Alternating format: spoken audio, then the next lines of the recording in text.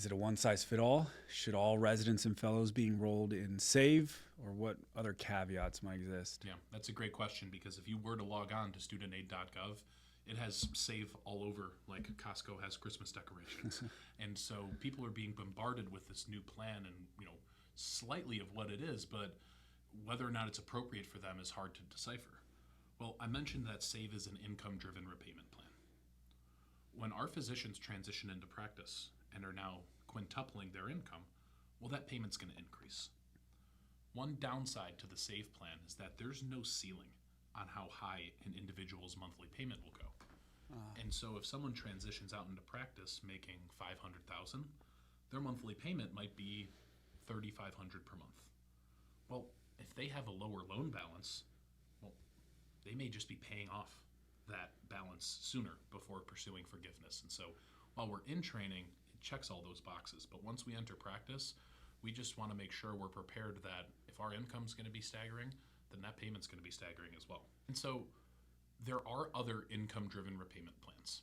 There are two that specifically do have ceilings that are involved.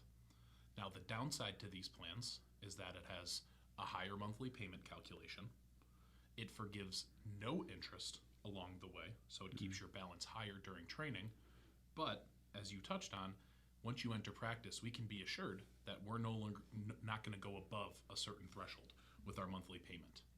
Those plans are available through pay-as-you-earn, income-based repayment, both new and old.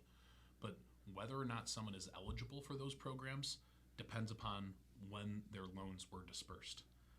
I know it sounds almost silly, but Plan A is only eligible for people who took out loans after 2007 and after 2011. One plan is only available to people who took out loans after July 2014. And in all of this, with SAVE being introduced, some of these plans might be phased out. And so cookie cutter, single PGY1 resident, 9 out of 10 times we're recommending the SAVE plan. Someone who's married, getting ready to transition out into practice, pursuing loan forgiveness or not, that's where it's really worth a conversation to see, is the $90 savings per month today worth the $900 per month savings potentially in future.